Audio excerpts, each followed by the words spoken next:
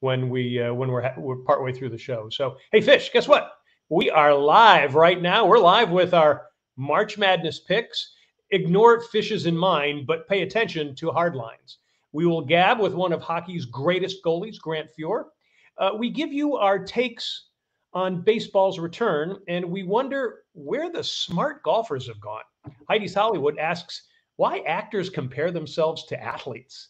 Schmuck of the week can't deal with it, and who's got the swag as a woman who's not in heaven yet, but she has just punched her ticket there already. And there is something fishy about our TV networks. Fish pontificates. Hi, everybody. Welcome to Daly Fish. John Daly here with Eric Snyder, a.k.a. Fish. We are coast to coast coming to you from Las Vegas. Fish is in Las Vegas. And Myrtle Beach. I am in Myrtle Beach. We talk sports, entertainment, and everything in between. We got another great show. We got a packed show tonight, Fish. Yeah, I have two heroes in my life. Kenny Stabler. I got drunk with him at Mom's Saloon in 1986. And we got this man, Grant Fuhr, on. He's a pioneer, just a great goalie. And of course, he did it in an era where hockey was probably the most popular in the 70s in the United States, I think. Yeah, and he was the most acrobatic, most fun goalie to watch when you were watching a game. I mean, he was great. And he had to compete against Gretzky, who was on the same team as far as getting the attention. But do you think that made him better? Do you think that he had to practice against Gretzky, so he's got the best player of all time throwing pucks in his way? I bet you if we ask him that, he'll have a good answer for that. Yeah. Well, think about great quarterbacks who have great defenses. You know, they got to practice against a great defense all the time. So absolutely. Hey, folks, questions or comments, drop it in the chat box or email us at dailyfish1@gmail.com. It's time now for the Daily Grind. Opening day for baseball is April 7th.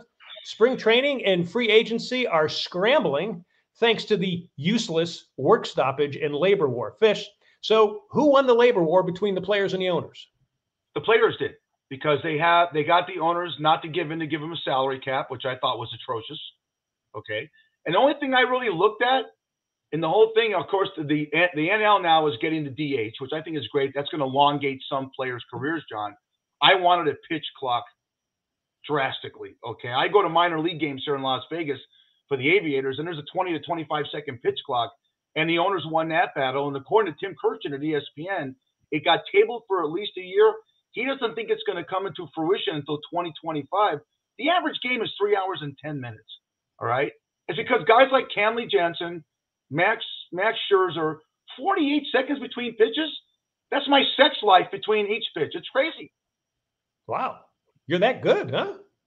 Yeah, no, I'm that fast. We're slow. Well, I'm gonna tell you who lost in that whole thing. It's the fans. And it's exactly what you said, because they did not clear up the issue of the pitch clock, which to me makes games unwatchable for so many people today, so many fans, and they haven't created parity in the league, as only a few teams are actually going to vie for the playoffs and the World Series. All right, next. Brady unretires. Joe Buck leaves Fox for ESPN and thus leaving baseball for football. The Lakers could miss the postseason. In the NHL, the Avalanche may get the Blackhawks superstar Patrick Kane. Oh, and there's this thing called March Madness kicking off tonight with play-in games. I miss anything, Fish? I mean, it's crazy right now. We're at a time right now. No, I don't think you did, but it's great that we have two hot stove leagues going right now. Right now, as we speak, NFL free agents are signing, and baseball players are scrambling to get on teams, get the spring training, and get the season started by April 7th. So I'm on Twitter constantly saying, oh, wow, you know, the Raiders' Brandon Faison, he just signed with the Colts. And a lot of little minor things happened today. But it's great just if you're into that kind of, you know, language of scores, boom. So we don't really miss anything. I thought it was great that Tom Brady had to take the kids to school for 3.5, 4 weeks and said, the hell with this. I'm going back to football. Absolutely. Well, we will definitely talk about that over the next few weeks as well. All right, finally on the grind, golf needs Chichi Rodriguez. Did you watch the Players' Championship on Saturday? Howling winds turned the famed 17th Island Green into a dunking contest. 19 golfers missed the green with winds howling up to 40 miles an hour. And again, this is only a 120-yard shot. Sure, it was definitely tough conditions. I'll agree with that. But it was apparent to me that there was only a few of the world's best golfers who have any idea how to hit a low-flight shot where the wind is not as strong. The man who could always do that was Chichi Rodriguez. We need him. We've lost that in today's golf game as players only try to blast it as far as they can. And Fish, the same as in baseball. Baseball doesn't want defensive shifts anymore so they can get more base hits. Hey, Major League Baseball players, here's what you do. Lay down some bunts or hit the ball the other way against the shift to stop the shift. I got to tell you, Fish, I'm sounding like you now. I wish I looked like you, but I'm going to miss this. I'm going to miss the sound of Joe Buck doing World Series games. Because was there any better World Series call than his classic dad with this call? Went on early. There's an audience to this. And a runner at third, nobody out in the first and didn't score. Second and third, one out in the second and didn't score. Smith corks one into right down the line. It may go. Go crazy, folks. Go crazy. It's a home run, and the Cardinals have won the game.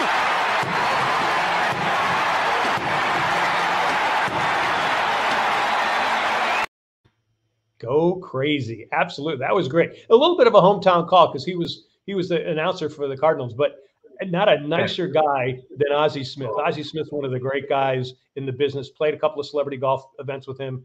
I love him. So that's a great moment. And it's a great moment in broadcasting and sports broadcasting as well. Well, and it's it. He's one of these guys that had probably 2 home runs in his career. And like you suffered through Bucky Dent in 1978 with 1 home run to win a playoff series. This guy hits a home run in the 85 series, propels them to the World Series against the Kansas City Royals. I love moments like that in sports. And losing Joe Buck doing the World Series, I think, is having Kevin Burkhardt do it. God bless him. But Joe Buck, good luck at ESPN. Yep. Then they move on. All right. And that is the Daily Grind. For lots of breaking sports news, make sure during the week to go to our Facebook page, which is daily.fish.5. We've got a lot there.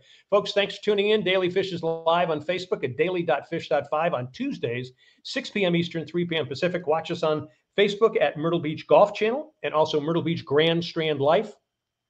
Check out Daily Fish on YouTube, plus DB&A Television has us on Roku and Amazon Fire, and we are also on Spotify. All right, it's time now for the Daily Fish Hardlines. John Hardison has the podcast, The Cost of Winning, focusing on fantasy sports and sports betting. Hardline, welcome back, buddy. Let's jump in right away to March Madness, which is just starting pretty soon with some play-in games. Give us your top prop bets for the tournament right now. It feels like Christmas just came so early for me. There's so many good props in this. I like the one biggest prop is Kansas University is plus 210 to make the Final Four. Looking at the way the bracket is set up right now, they've got the easiest walk into the Final Four in the Midwest. They're in the same conference as Creighton, Providence, Wisconsin, and Miami. And Miami is definitely a team to watch out for, but I think they have the easiest walk to make the Final Four this year. Cool. Okay. Give me some future bets. You know what? I like Tennessee plus 500 as well to make the Final Four. That's what I really like. Also, in terms of props, I really like this prop of Matthew Mayer, who plays center for Baylor University, over 5.5 rebounds at plus 110. I think that's a great prop to bet. Also, I really like Tiger Campbell, over 11.5 points. I know he struggled a little bit at UCLA with everything happening in the tournament, but I think that's an easy layup to just kind of get some money off of him, especially with who they're playing in the first round. I think it's something definitely you should take a look at. Cool. I love it. Let's hit the upset specials. Hardline, you go first, and Fish and I will jump in. So I'll start off. I like Memphis over Boise State. Memphis is a 9 seed. Boise State's an 8. Memphis is actually favored 2.5, but I think that they're the better overall team. They've won over 10 games in their last stretch. I think it's a team to really watch out for. I know at the beginning of the season, I've been telling people this since I've been on here. They went through a losing streak, but they had a lot of injuries, a lot of young guys, a lot of freshmen, and now they're starting to hit their stride. That's really good. I got to tell you, I cannot really, name. Last year we kind of figured Baylor or Gonzaga were going to be. You just don't have anybody. The number 1 seeds, they're good number 1 seeds, but I think a 7 or an 8 seed could be in the Final Four or could win the national championship real easily. So let me go my upsets. I got Ohio State, 11 seed over LSU. I got Michigan over Colorado State, and then I have, this is a good one here, Vermont over Arkansas. How about those? Fish, go ahead and pick yours. So, you mean Iowa State over LSU? Is it? What did I say? Didn't I say Iowa State? I thought you said Ohio State. That's okay. Ohio State. I don't want to Ohio piss State. off my wife's in the background going Iowa State because she's Ohio State. Okay. Yeah. All right. I don't mean to dog you on that.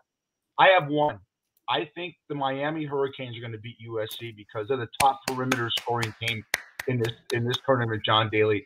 They throw up threes like Freddie Downtown Brown did in the 1979 Sonics versus whoever they beat, whoever the Sonics beat in the championship in '79 when it was tape delayed. This is a 3-point team that plays perimeter ball. I have Miami going deep actually in there. I have them getting to the point of the Elite Eight where they play Kansas in a bracket I was looking at.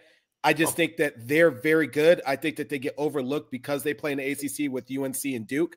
Another team, it's actually a pick, and this is one that I think is really interesting. I've been watching them. Loyola Chicago, I think they're going to beat Ohio State. It's a toss-up right now. It's a pick at the books. I think they're good enough. They've made a lot of strides the last few years. They haven't got knocked out in the first round. I think that's one team. And also, I really like Virginia Tech over Texas. I think that's an upset that we're going to look at, 11 versus 6. Look what they did in the tournament, in their conference tournament. I think they're a really good team. They really surprised me at how well they played. I think those are two teams to really look at as well as Memphis. Yeah. How about them Horns? Hook 'em. Hook 'em. At one point, it's either I'm way. going to pick my final four. Oh, by the way, John Daly and John Hardison, is Loyola Chicago the one with the 118-year-old lady that sits courtside? The nun. Oh, yeah. Yes, it is. Yes. She's great. You got to root for them because she's got to be she's over 100. I know that. So I don't know her name, but I just that rings a bell with Loyola Chicago and her. That's a terrific story. I hate agreeing with good-looking John Daly during the football season. I have the same Final Four that he does. I'm not changing. Okay. Are you kidding? I have Duke. I absolutely do. I did it in my ESPN brackets. I have Duke, UCLA, Kansas, and Tennessee. Yeah. So I'm not going to. Isn't that great?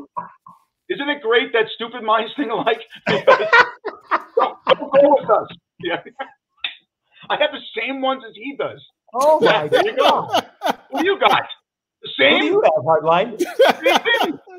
He's got Duke, Kansas. Oh my God. Who do you have? Well, I got Duke, UCLA, Tennessee, and Kansas in the Final Four.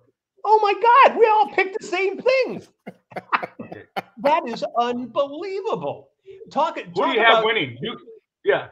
Well, okay. I think Daly, you go first on who you have winning, then Hardline to me. Daly, you go first. Okay. So I have Tennessee beating UCLA in the finals. So I have Rick Barnes finally winning a national championship.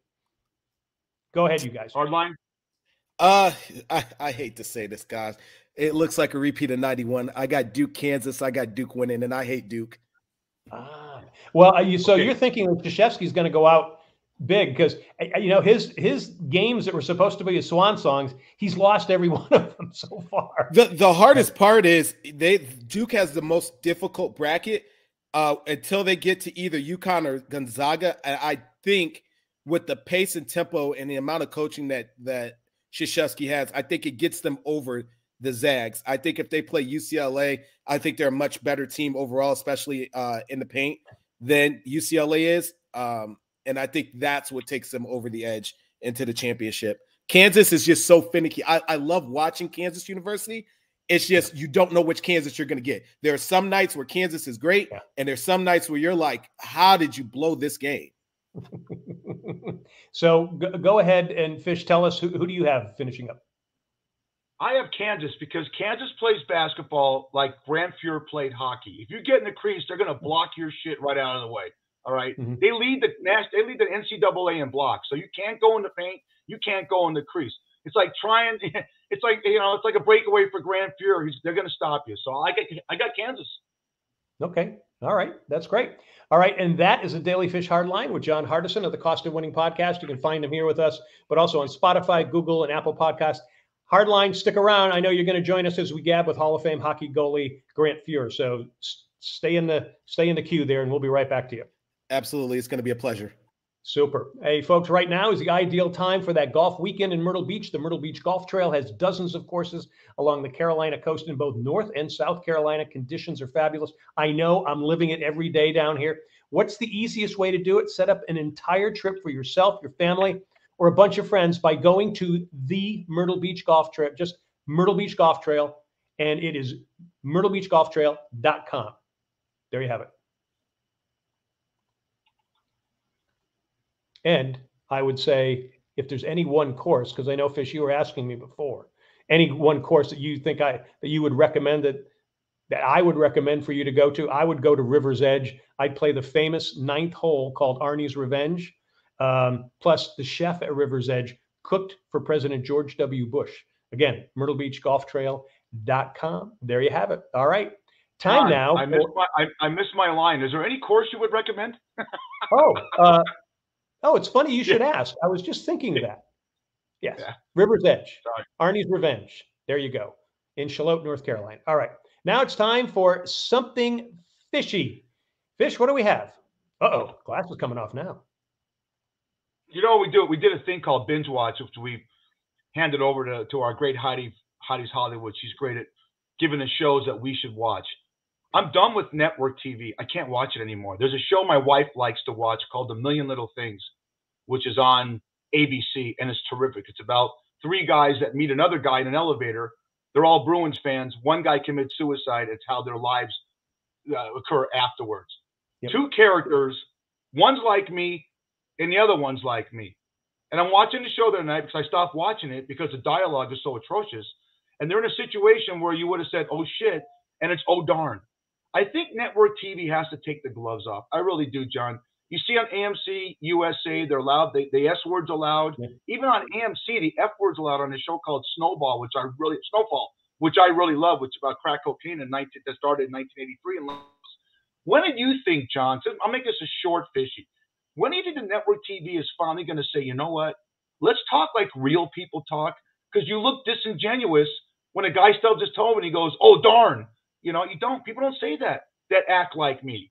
They're going to say, oh, S-H-I-T. Oh, shit. So you think it's ever going to happen in our lifetime when you're seeing more platforms taking the constraints off? I don't. And I don't because I think the FCC is going to make sure that regular network over-the-air free television is going to be that way so everybody can watch it, so your kids can watch it. But I agree with you. I know there were a couple of shows that I watched that got canceled from network television and went over to streaming, and they could do their dialogue. They could actually say all the other things. I'm like, wow, this actually makes a lot of sense now. So I get what you're saying. I just don't think it's going to happen. And I just think more people are probably going to be going to streaming as they do that. And it may be more for family type TV. So that's kind of the way I'm seeing it right now. I think it's just going to be that way. So. All right. Guess what? It is now time for Heidi's Hollywood. She is Heidi Holliker, actor and producer who is deep in the entertainment scene with us every week. Heidi, welcome back. Is she there? There she is. Hey guys, I'm right here. I got another parental phone call, so. Uh-oh. Yeah. All right. Well, good. All good. Okay. Well, I'm sure it was a great source. So tell us first. We'll get some things to hit with you. What are you binging this week? All right. I am binging The Secrets of Playboy. And really, seriously, Secrets of Playboy, 10-part docuseries. It's on A&E, and I've seen almost all of them. I think there's one more that I haven't seen. Back in the day, I used to be with the Playboy model agency as an actress. I used to go to the mansion. I never saw any of the stuff that went down, ever. Thank goodness, ever. So it is honest. It's frightening. It's frightening, the things that happened there, and I highly recommend it. I mean, I can't actually. Yeah. I'm in episode number 6, so just don't hold that against me. I have been to the Playboy Mansion. That's one of the perks of working in nightclubs in LA before I moved to Las Vegas. And I saw a lot of things that went on there, and a lot of actors and actresses, but it was a lot of fun. I saw Hefner all the time with that long cigarette and that robe. He was the greatest host. I never had a lady on his hand, but he never partaked in the crap that went on that I don't really want to talk about. You'll see it in the show. Right. I mean, he certainly did, according to everybody who's been interviewed, the chauffeurs, the executive assistants, the playmates. When I went there, I was 19 years old. No one hit on me. No one bothered me. I God, this great dinner on Sunday nights with a movie. Bullshit. I call bullshit. No, it's true. I was the only there's virgin no way that no ever one hit on you.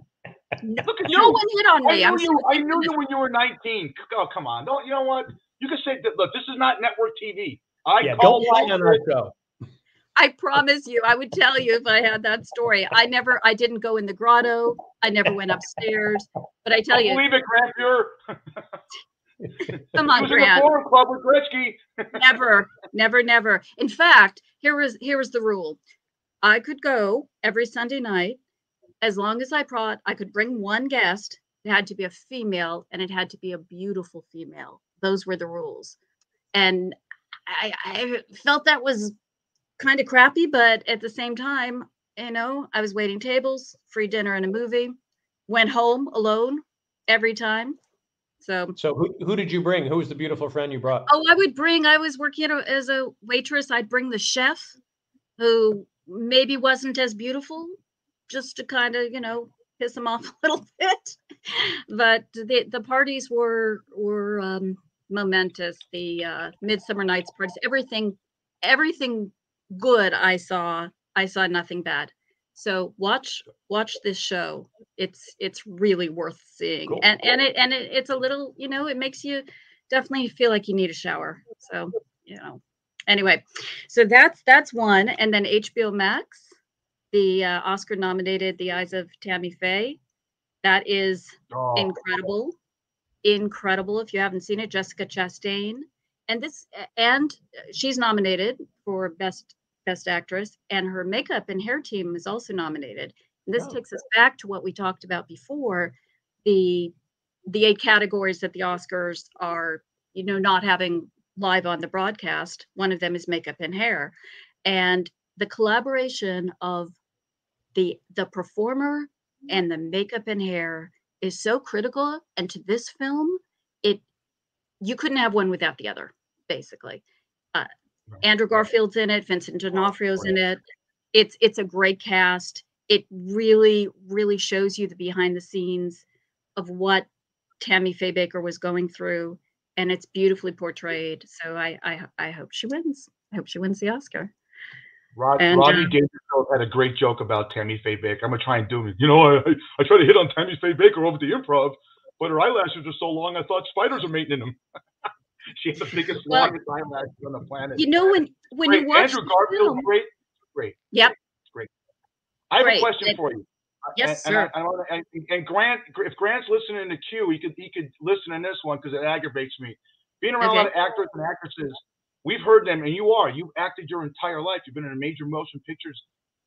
I can't stand it when I hear actors and actresses compare themselves to athletes. I don't know why. Unless you're in the theater, I want your take on this. I want to get my take, and John feels the same way, Heidi. Unless you're doing theater where it's live, okay, it's real simple to do a film, and they say cut, okay. If Grant lets a goal in on a breakaway, he can't say cut. Can we do this over again? I didn't like my angle on that shot. That's a valid point. But let me tell you what I think about that.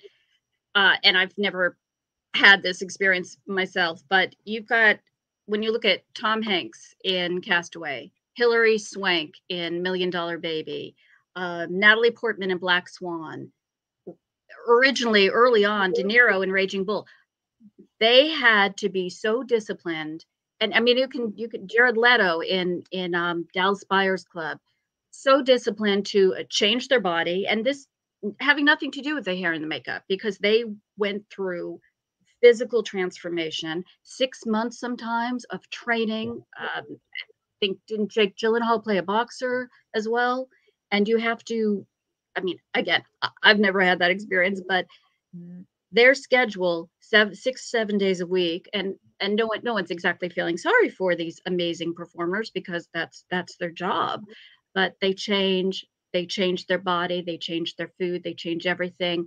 They are working out 6 hours a day, 4 to 6 hours a day to be that. And so when you see the film, whatever that film is, you're seeing the end result, but you're not seeing them, like athletes, exactly, getting up at 4 a.m., doing the workout. So that's I think where the comparison is. John, what do you think? Yeah. Yeah, no, it's a really good point. You know, when I look at great face. yeah, I look at some of the actors and what they've had. I mean, I look at Bryan Cranston. You know, Yep. we've had Cranston on the show, and you see what he did to be Walter White. You know, Yes. after playing some goofy roles, and Yep. so yeah, so it is, and I agree with you. I can see that there because a lot of them really they just live being that character, and then they got to try to turn it off to go home. So yeah, I agree with Right. you on that. But I see And what Fish is saying also. I see what both are saying, but it's I mean it's exciting. I'm sure if you're given that opportunity and you have this role and you have 4 to 5 months to change completely become that role, and then you add hair and makeup and everything that goes into that. Vice, the character Dick Cheney character, that was a transformation. You see Gary Oldman constantly doing that kind of transformations. It's just it's a privilege to be able to get those films and to be those brilliant performers. But it's a lot of work, like anything. Yeah. I agree. All righty. Super. Great discussion. All right. Yeah. And that Great is talk. Heidi Hollywood. She is with us every week. You can check her out on Facebook and Instagram. Heidi, get yourself ready because we got Oscars coming up. So we're going to be hitting that I'm next month. so excited. March 27th. I'm so excited. I can't wait. And next week, Absolutely. I'll give you a little tidbit of another film that's up. Very good. Super. All right. Heidi's Hollywood, everybody. Check her out on Facebook and Instagram. Thank you.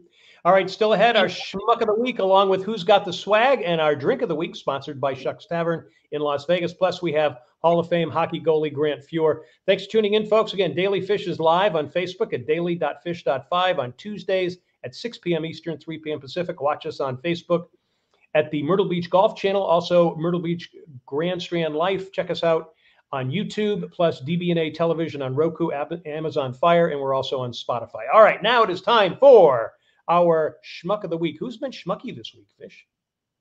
I got a bunch of schmucks this week. I mean, sometimes you don't have a real schmuck. Sometimes people just do good things. So I find some memes to go through this. And, you know, I'm going to go through some pictures here, and I want your reaction. I want Grant Fuhr's reaction, John Hardison's reaction, if I can see him in the queue, and yours, John Daly, okay? This is Eli Manning. Look at the expression on his face. Do you remember when his brother was implicated when he was in college as being one of the guys in a fraternity that was involved in teabagging women? If you don't know what that is, look it up. I don't want to get too gross here, but it's basically exposing your genitals on a woman's nose. That's Eli's look when he found out. Okay, so at least he was a little bit perturbed. I think next time if in 2024 when these two idiots go up against each other, let's do this. That's how you're going to have to decide who wins the election right there. All right. Look at Uncle Trumpy and Joe. That's great. All right. Baseball season, Grant, John Hardison, John Daly. Look at the Yankees, how they're celebrating the collective bargaining agreement being ratified. Look at the New York Yankees. Wow. All right. Guys, I had a tough time getting women in high school because I'm an idiot. I was a geek kind of, just a smart guy, athlete, but, so this is what my high school girlfriend's doing now. So, look, it is what it is. Okay, this one's called Aaron Rodgers is nuts on the meme. This is the same reaction to seeing maybe Peyton Manning's balls on a woman's nose. All right, and just to end this whole thing, I have the privilege, guys and gals, of working with the great John Daly. Not this one on the golf course. Look at that. Wow. Not that. I guarantee you, when it says you work with John Daly, he's the host, I said, not this guy, that guy right there. And that's our smoky guy. Yeah. Everybody says my first name should be No Not That. So there we have it. All right. Okay. So that's schmuck of the week. All right. Let's see who's got the swag this week. Who we toasting, Fish? I think every week we find someone, John, and it just blows away who we had the week before.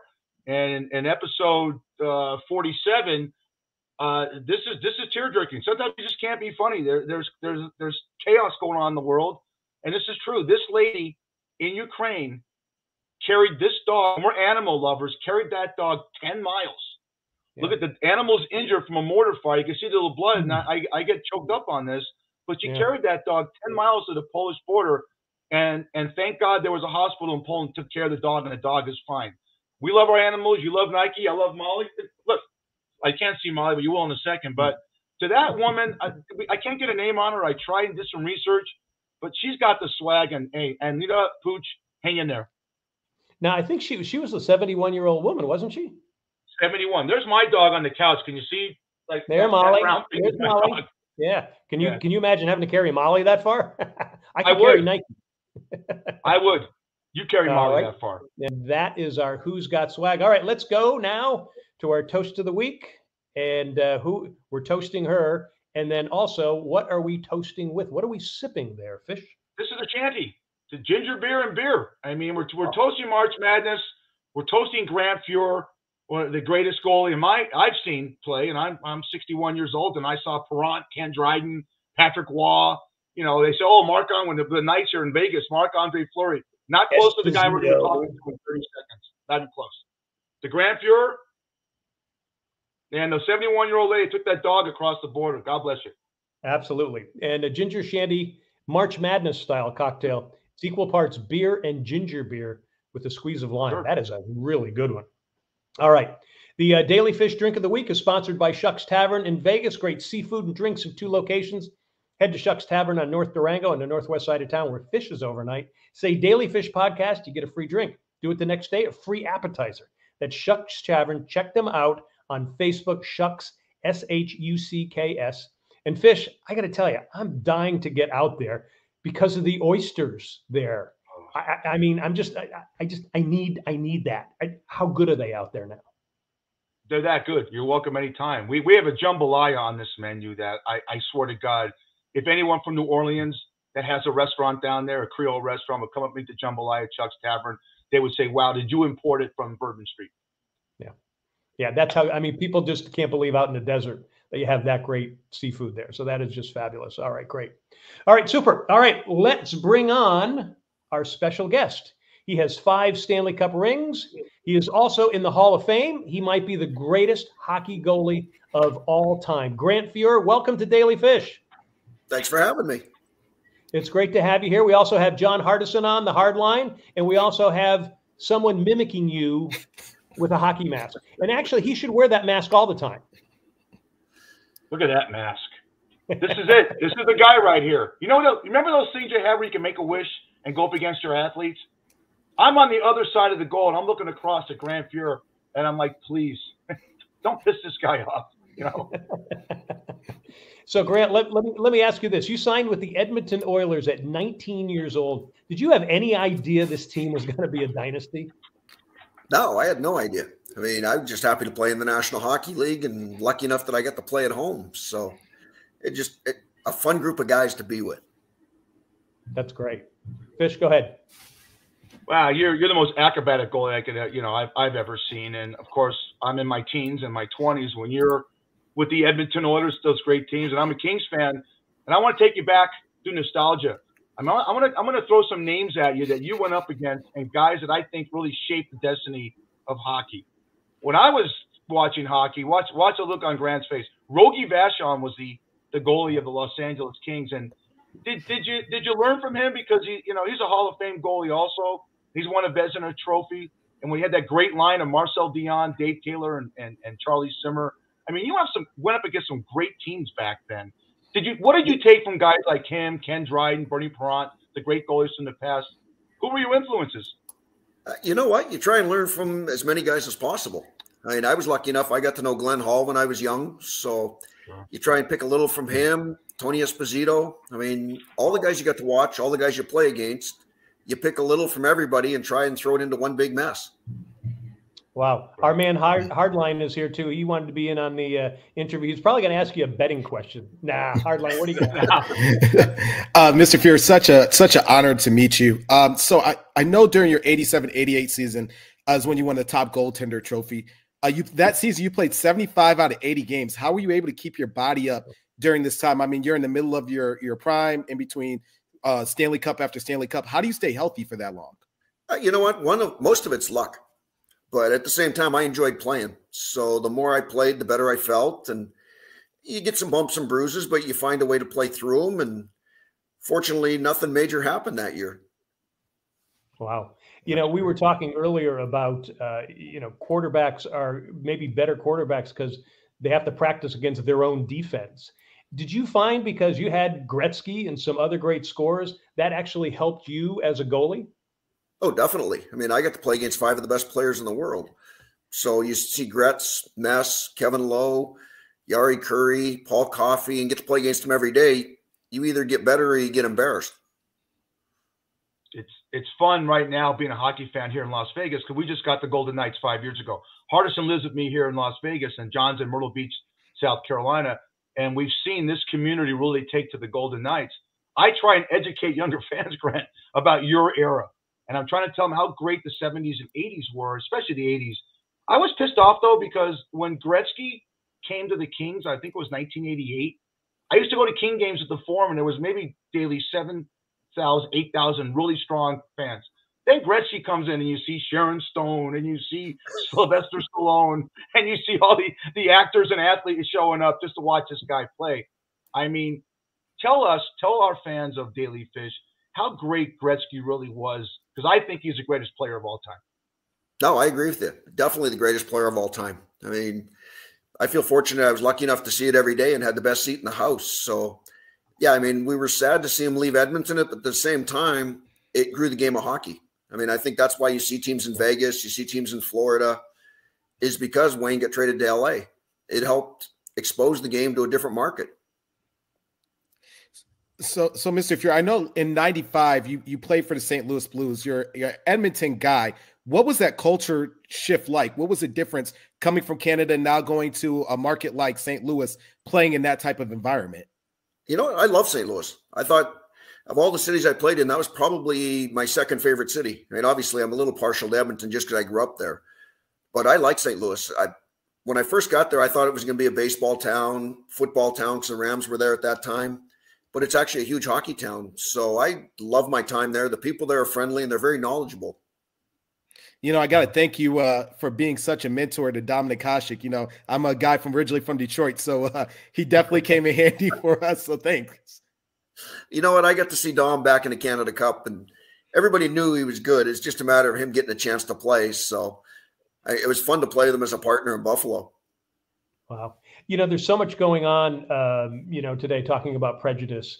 I mean, the fact that you're the first Black hockey player in the Hall of Fame. Did you go through an awful lot? You know what? I was pretty fortunate. I mean, I think I got pretty lucky growing up in Canada, playing in Canada, and also playing on one of the best teams.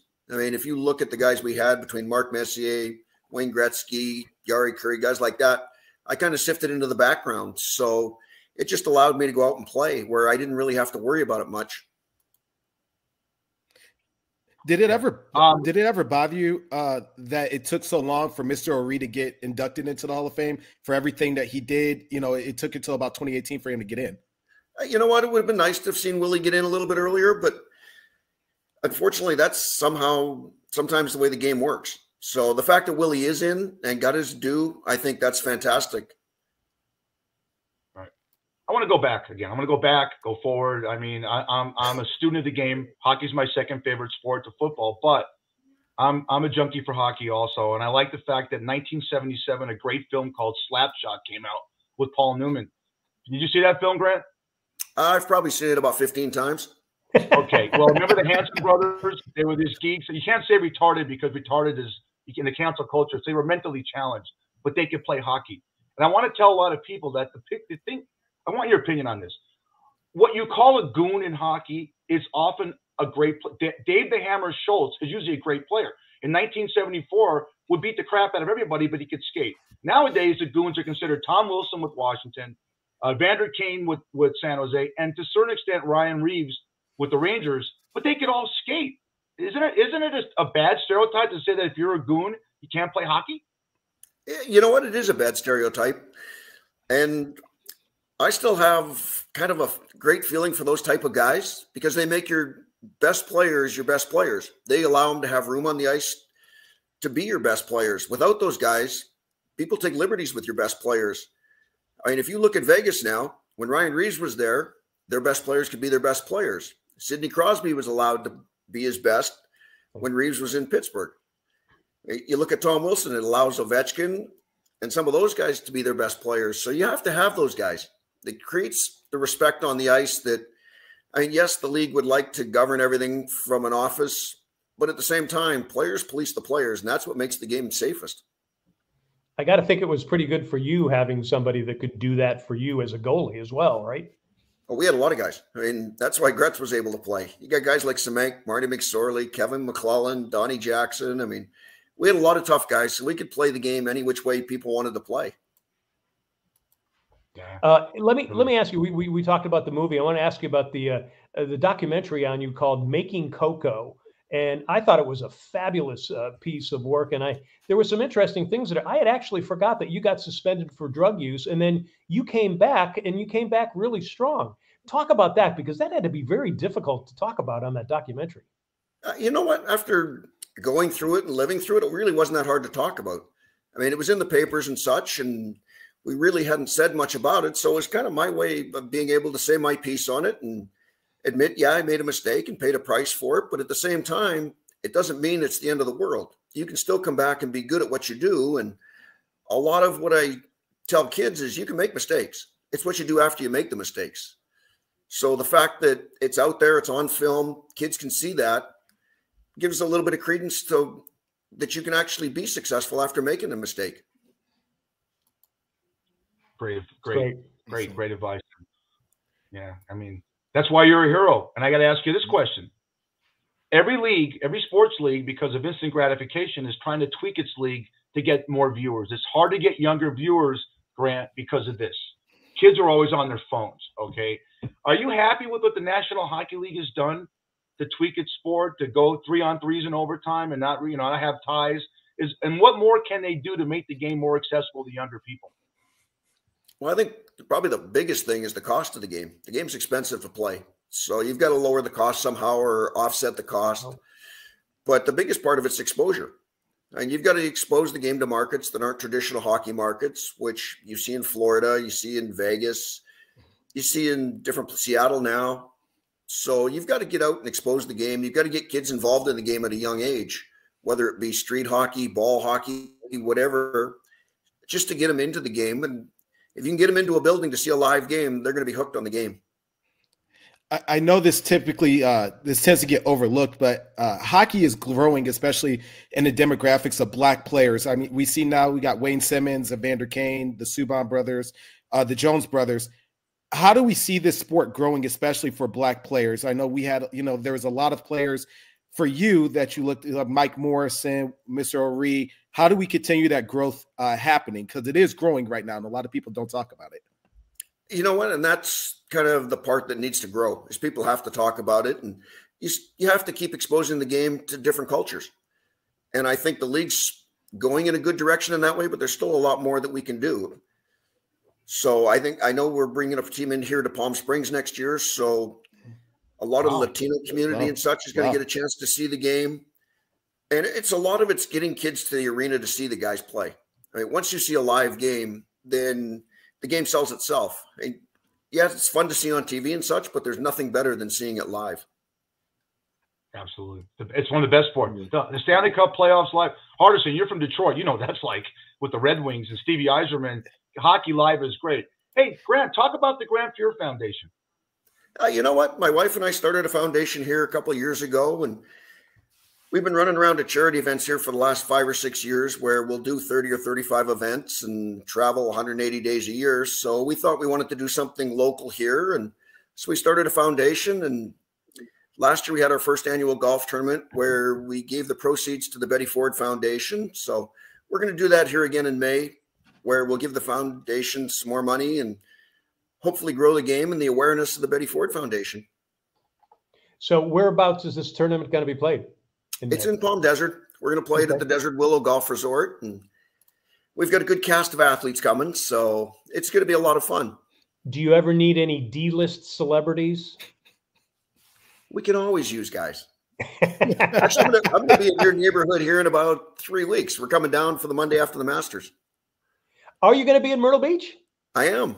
Oh, no kidding. Oh, that's fabulous. And for folks that don't know what Monday after the Masters is, it's actually a weekend event here where you watch the Masters in Myrtle Beach, and then on Monday they have a celebrity event That is a ton of fun. A lot of the guys who play in the Masters actually come down and they bring in celebrities like Grant to play in it. And in fact, we'll probably do something there with that, Fish, as well, because it's a great event. Have you done that before, Grant? I have. I've played in probably 8 or 10 of them. So it's a lot of fun. Darius Rucker hosts it. So it's a good time. It really is. It's super. So how is your golf game, by the way? We still play to scratch, so it's okay. You know, what's amazing is, all my years of being able to play in celebrity golf events. And one of the amazing things to me that was kind of like, you should have known this, the best celebrity athletes that played golf were the hockey players. And I was like, why? And I'm thinking like, well, the ball's not moving like a puck moves. They're standing on spikes, not skates. How about for you? Was it just easier because of playing hockey to be a golfer? I don't know if it's ever easy, but yeah, the hand-eye makes it a lot easier. But the fun part about golf is it doesn't matter what sport you played. It equals everybody out. And I think that's the great thing about golf is every day's different and every day's hard.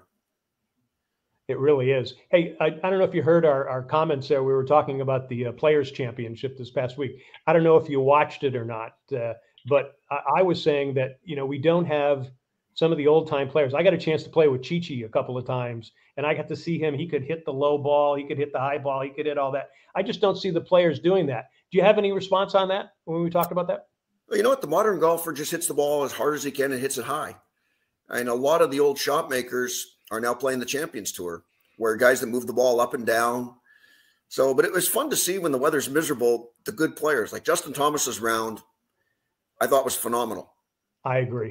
Yep. He moved the ball up and down, and it reminded me a little bit of Seve. That's the way Seve played the game. You move the ball up and down. If you hit it in a bad spot, you figured a way out of it. Yeah, absolutely. Now, are you that type of a golfer? I'm a little more old school. I like links golf, where you've got different options. If you can hit it high, you can hit it low. So I like to watch some of the older guys. I still like to watch the guys in the Champions Tour because not all the swings look the same. They all do it a little bit differently, and they hit different shots. Cool. Got to ask you this, Grant Fuhr. Even back in your day, I've asked athletes we've had on this show, who was the biggest trash talker that came around your goal, talked about your girlfriend, talked about your genitals? Who was the biggest trash talker you dealt with? I don't know. I played with a few pretty good ones. Hey, Marty McSorley was like that. Kevin McClellan was like that. So Kenny Linsman was a lot like that. I mean, you had to have opposing guys. I mean, one of the great scenes in Slapshot, when Paul Newman walks around Hammerhand's goal and says, "Your wife's a dyke," and the guy turns around and they score a goal. Oh, no, there's a lot of guys I used to have a lot of. There's a lot of guys I had fun with talking to. I mean, Theo Fleury was fun. Dougie Gilmore was a lot of fun. Good. Oh yeah, I heard Ronnie Duguay of the New York Rangers, great-looking kid, married Carol Alt, who wouldn't stop talking on the ice, until someone knocked his teeth out and he couldn't model anymore. So, yeah. Oh, the good old days. Yes. Old-time hockey, Grant. Eddie Shore, remember that? Oh, I still like old-time hockey. The playoffs turn into old-time hockey. The new rules last up until playoffs start. Then it's old-time hockey. Sure is. Good stuff. The one question I got to ask before is not a lot of people could say that they've either that they've had a shutout game where they've just been able to stop everything that's come their way or just put everyone in check. What is it like? Does it feel like an outer body experience? Does it feel like you're just really locked in? What does that feel like? You know what? Some days you just are dialed in where the puck looks like a beach ball and some days it looks like a pea. So fortunately, you try and keep it about baseball sized. Otherwise, it can be a really long day. But no, there's some days you wake up in the morning and you just happen to feel it. Wow. Did you used to do like yoga and stuff like that? Because there is nobody as acrobatic as you on the ice. Did you do certain things that other goalies did not? No, I spent a lot of time stretching. I think that was the biggest thing is I started off fairly flexible, but I worked on my stretching every day. I think that was the biggest thing. Wow. Well, it was always fun to watch you play. That's for sure. I love going back, seeing some of the old films and videos of it, man. You were so much fun, just the flopping and jumping all over the, I mean, you were like Simone Biles, before it was Simone Biles. I mean, that's how cool it was watching you. So that's really great. All right. We've been talking to Hall of hockey goalie, Grant Fuhr. He has won 5 Stanley Cups. There's also a great documentary on him called Making Coco that you can watch on Prime. And go check out the Grant Fuhr Foundation to Stop Addiction. Grant, I'm definitely going to catch up with you at the Monday after the Masters. So hopefully we'll get a chance to talk. I'm dying to play in it, so I'm trying to talk to some folks to see if they got some openings for a D-list celebrity for there. And if you need a D-list celebrity, or the 3 of us can come out there to Vegas and join you in that one. Hey, there you go. Vegas is always a good spot to go play golf. Oh yeah. Oh yeah. I lived out there for 20 years with Fish and Hardison, and it's like I miss it out there. Great place to play golf, that's for sure. All right, cool. So just tell us real briefly, where is that golf tournament going to be played? We'll be playing it in Palm Desert, California at the Desert Willow Golf Resort. So May 13, 14, 15. Okay. It'd be kind of chilly out there. Yeah, it should be a nice cool 90 degrees or so. All right, good. So just to give you one last look at Fish, because I don't know if that scares you or not, seeing him in that mask. Yeah, no, it's a nice look. Thank you. Thank you, Grant, for letting me grow up with you. Meaning, thank you for getting me into the sport of hockey that I got a chance to watch you during what I call the glory years. There'll never be another era like it. And, you know, you could say I'm a fan, not of you, but of you, but the LA Kings, baby. Hey, it was a good era to play. Definitely was. Grant, thank you so much. Great having you on. We'll get you on again. We'll talk more about hockey and golf as well. Appreciate it. It's a deal. It's my pleasure. Take care, guys. You got it. Thank you. All right, coming up, Fish and I are going to wrap things up and give you a sneak peek at next week. Hopefully Hardline will stay with us.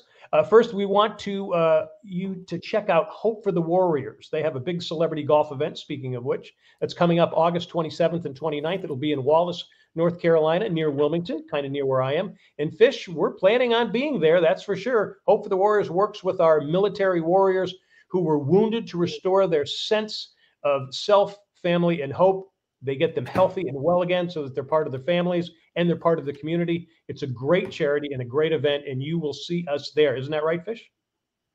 Yeah, I got to bring Heidi back in for one thing. Heidi, okay. You there? I'm getting texts, and everyone's calling. Look at this fucking helmet. I can't. Oh my God, my hair! I get texts from people we went to high school with. They're calling bullshit on the fact that you never went home. I mean, I'm not sitting there talking about the kind of person you are. There's no way a girl like you at 19 years old was a Mormon walking out of the Playboy Club. No way.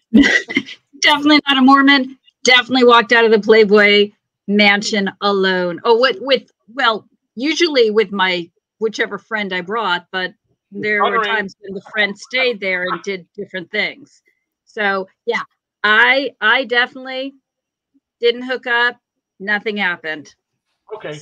Swear to Valley God. Members of Grant, Santa Monica, all these people. That's the deal. What a great interview that was. You know what? Wow.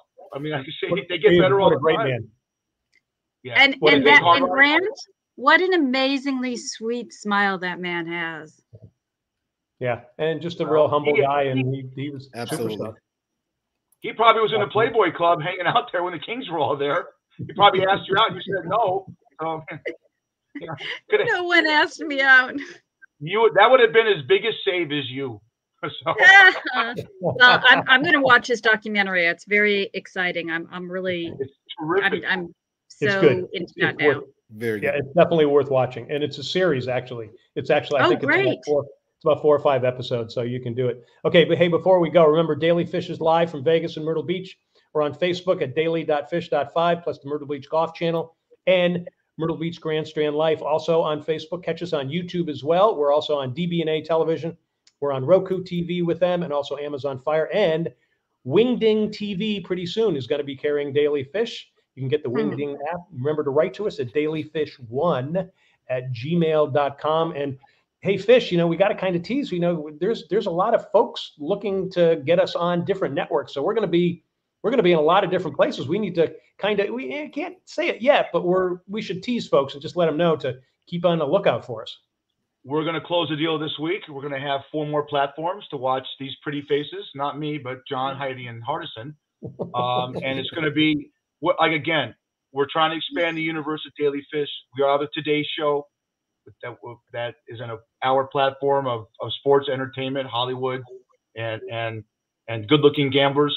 And I'm excited. I'm excited in the direction and the future of the show. No doubt about that. That's for sure. And Hardline, I know over the next 4 or 5 days, you're going to be, your head's going to be in the TV and in your computer as well. So looking forward to that. What are the things you're looking forward to over the next couple of days? Definitely keeping my my phone next to me like I'm Adam. Definitely looking at lines, looking to see what I can put in, depending on how the line goes up. And always looking at see the medical reports. I tell anybody that's one of the most important things. Seeing who's actually going to play, who has to sit out. You know, with everything going on in the world right now, anything's possible at the last minute.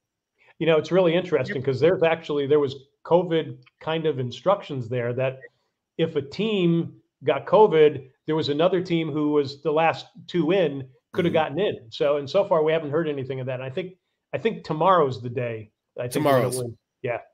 We do that. Heidi, really quick, are you going to be watching basketball or are you going to be going and doing your binge watching?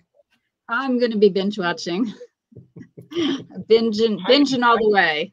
These are young, beautiful 20, 21, 19-year-old men in shorts, jumping up and down, things flying out, things flying everywhere. You are a vivacious young woman. Watch basketball. Learn what we learn. All right, I'll watch a little basketball. Watch UCLA. UCLA and USC are in the tournament. Keep an eye on that. You live there. Watch there, that's for sure. Hey, Fish, I do know it's called March Madness. I know that. I know the term. Well, what you should do is you should go to Vegas. So, Fish, has it gotten nuts there yet? Have people started coming in? Because I got to tell you, March Madness for me was always Las Vegas. It was the place to be. Are you beginning to see a lot of people really streaming in pretty quickly? One of my great memories is John and his beloved father-in-law, Dave, would go to Caesar's Palace and rent a little booth. And I would go down there and meet them. I mean, Hardline, you had the whole sports book with 16 games on. And his father-in-law, Dave, screaming. Everyone's betting. It's almost like it's like every fraternity at every college is in one area, and they're all having fun drinking and watching basketball. Yes, we are expecting 95. What is it, hardest? About 96% capacity they're expecting this weekend in Las Vegas? Absolutely on the first one. Thursday, maybe not so much, but Friday through Sunday, absolutely. Huge. Yep. And you know, Vegas is blowing up too, guys. Heidi, we have the NFL draft here this year, and they're expecting 350,000 people to come to Las Vegas. How they're going to do that? Hold on, are they going to corner off the script at all? How are they going to do that? They're going to have to at some point make it, I think, kind of like a New Year's Eve type of situation. Where you can't go past Las Vegas Boulevard going west or east. But the biggest thing is this is the best place that you could possibly host it. Name a place with more hotels, more casinos, more things to do. The fabulous Las Vegas, Nevada. Absolutely. There is nothing like it. And folks, if you can't make it this year, plan for next year. Sometimes you got to plan a long time out, but plan on being there for March Madness. I think the first weekend's the best because you get to see all 64 teams.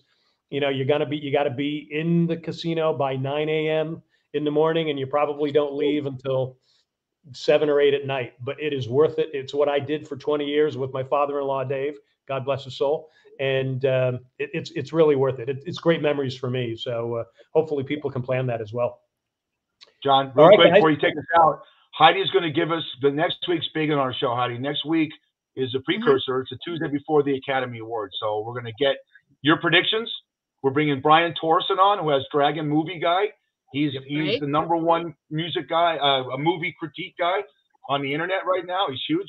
Hardline knows, so we had to give him a hug because he's a Seattle fan. They lost Russell Wilson, so he's a Debbie Downer right now. But can't wait for next week's show. John, take us out. We could do a little wager. A little wager. There we go. Yeah, well, we'll definitely have some numbers with Hardison, that's for sure. Yeah. All righty. Hey, folks, remember Daly Fish live from Vegas as well as Myrtle Beach. Check us out, 6 p.m. Eastern every Tuesday. Actually, we should say next Monday we're going to be on at 6 p.m. So I've had to change some things up. So we're going to next Monday we're going to be on at 6 p.m. That's right. We have to switch it. I completely forgot about that. Thank you for reminding me. Super. So you can catch us then, even though it's most Tuesdays, it'll be next Monday at 6 p.m. Eastern, 3 p.m. Pacific. So there we have it. Hey, folks, great stuff. Thanks for tuning in. Great show, you guys. Love Bye, all you. guys. Love you guys. Back at you. Mwah.